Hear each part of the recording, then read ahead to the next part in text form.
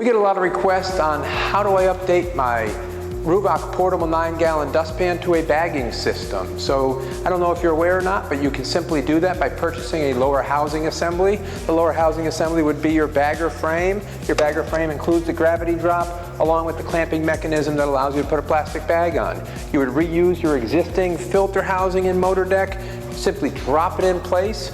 Now you have a complete bagging system. What makes Ruwac's bagging system unique? Well, we have an oval housing. The oval housing is going to spin the material naturally away from the filter, down into our cyclonics, and then we have a clamping mechanism that allows you to use any plastic bag you like. So you just simply remove the two clamps, take your plastic bag away, go ahead and put your new plastic bag on. Once your new plastic bag is on, you can simply fold over any of the excess. So this is, you don't even have to have the right size bag.